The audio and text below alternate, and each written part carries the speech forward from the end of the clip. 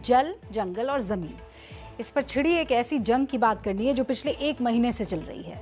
इस जंग में गोलियां चल चुकी है, 3 लोगों की मौत हो चुकी है, दर्जनों लोग जख्मी हो चुके हैं, जमीन पर सरहदें बढ़ चुकी है, लेकिन कोई इस पर बात करने को तैयार नहीं है, कोई भी नहीं।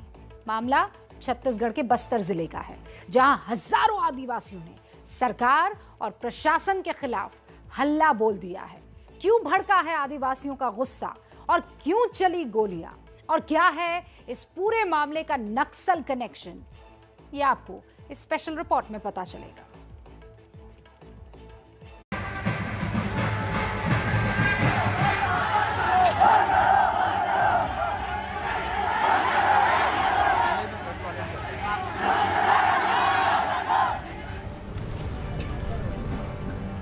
ये कटीले तार न तो हिंदुस्तान पाकिस्तान बॉर्डर के हैं, न ही दिल्ली में चल रहे किसान आंदोलन से इनका कोई नाता है।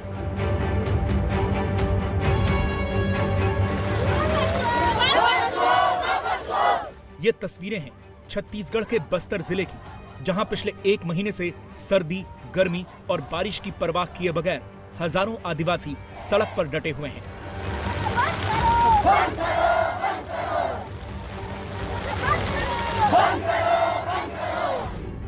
तस्वीरों में जो कंटीले तार आप देख रहे हैं, ये आंदोलन कर रहे आदिवासियों को कमजोर करने के लिए प्रशासन ने लगाए हैं। प्रशासन की लाख कोशिशों के बाद आदिवासियों का ये आंदोलन ना तो कमजोर हुआ और ना ही कोई बीच का रास्ता निकल सका। सरकार कोशिश तो करती रही, लेकिन आदिवासी पीछे हटने को तैयार नहीं हैं। ये आंदोलन छत्तीसगढ़ के सुकमा और बीजापुर बॉर्डर पर चल रहा है। यहां के सिलगेर इलाके में पुलिस ने एक कैंप बनाया। इन इलाकों में ऐसे कैंप नक्सलियों से लड़ाई के लिए बनाए जाते हैं। इन कैंपों का स्थानीय ग्रामीण विरोध कर रहे हैं। ग्रामीणों की दलील है कि कैंप उनकी जमीन पर जबरन बनाया गया है, जिसके खिलाफ आदिवासियों ने 12 मई से प्रदर्शन शुरू किया। 13 मई को पुलिस ने प्रदर्शनकारियों पर गोली चला दी, जिसमें 3 लोगों की मौत हुई और 12 से ज्यादा लोग जख्मी हुए। इस कार्रवाई के बाद आदिवासी बुरी तरह से भड़क गए।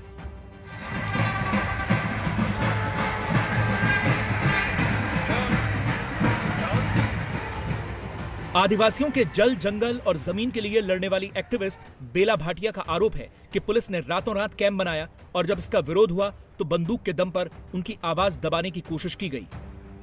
वहाँ पे कैंप रात को 3 बजे वहाँ पे अचानक कैंप लग गया।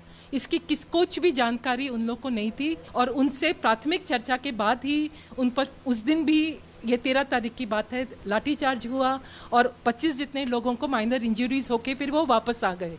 फॉरेस्ट राइट्स एक्ट का अगर इम्प्लीमेंटेशन सही हो तो उस जमीन का उनको पट्टा मिलेगा।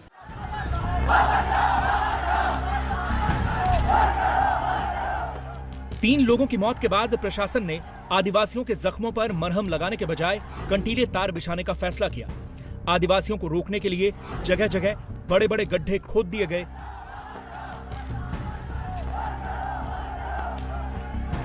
बात बढ़ी तो आदिवासियों के अधिकार के लिए लड़ने वाली संस्थाएं मौके पर रवाना हुई, लेकिन उन्हें भी ग्राउंड जीरो पर पहुंचने से पहले ही रोक दिया गया। 145 लागू है,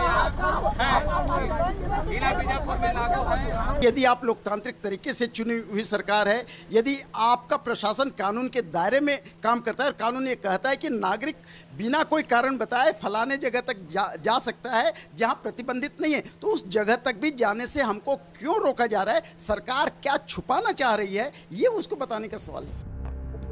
छत्तीसगढ़ में सरकार कांग्रेस की है, जो आदिवासियों के अधिकारों की रक्षा का दावा करती है। इसी दावे और वादे पर वोट मांगती है, लेकिन इस मामले में पार्टी शायद उन कस्मे वादों को भूल गई, क्योंकि यहाँ के एक्टिविस्ट का आरोप है कि आदिवासियों के इलाके में पुलिस कैंप लगाने के नियमों को ताक पर रखा गया। ना तो ग्रामीणों से बात की गई और ना ही उन्हें भरोसे में लिया गया। सवाल ये है कि बस्तर के अंदर कोई भी परियोजना 5वीं अनुसूचित इलाकों में ग्राम सभा की सहमति और लोगों के परामर्श के साथ, सहभागिता के साथ होनी चाहिए, चाहे वो कैंप हो चाहे कोई परियोजना हो।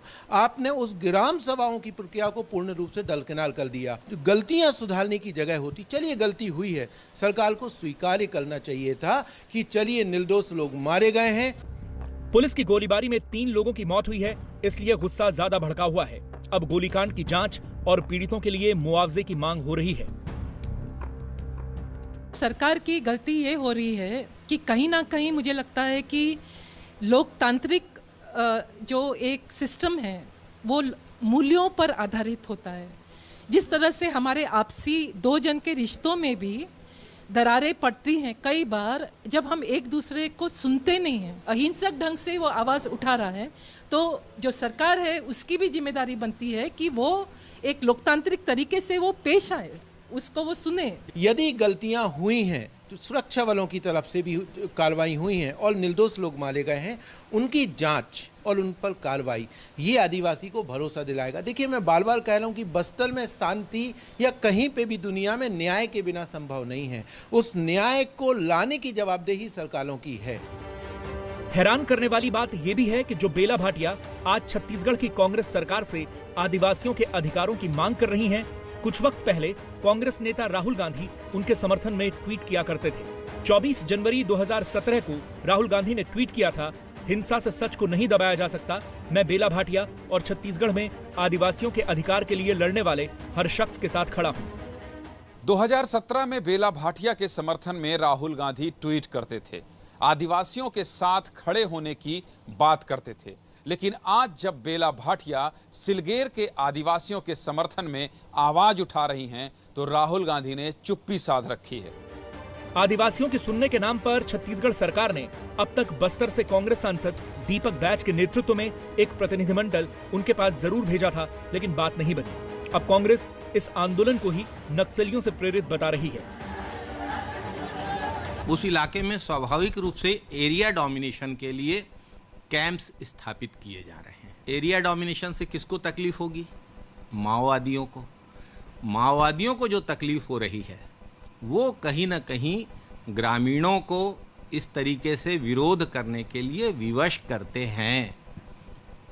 एरिया डोमिनेशन होना और उस इलाके से माओवाद की समाप्ति, ये हमारा संकल्प है।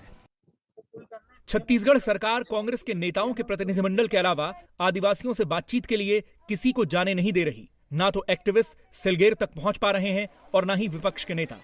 कांग्रेस की दलील है कि ऐसा सुरक्षा के लिए किया जा रहा है।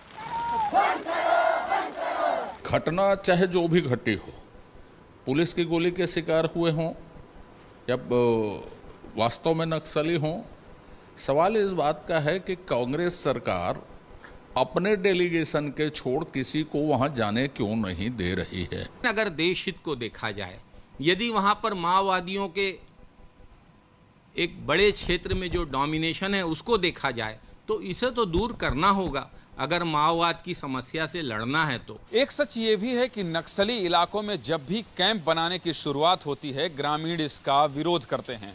कई बार नक्सली ग्रामीणों को मोहरा बनाकर इनका इस्तेमाल करते हैं और दबाव बनाकर प्रदर्शन कराते हैं। उधर प्रशासन का डर भी इनके ऊपर बराबर बना होता है। ऐसे में बस्तर के ये आदिवासी दोहरी मार का शिकार हो रहे हैं।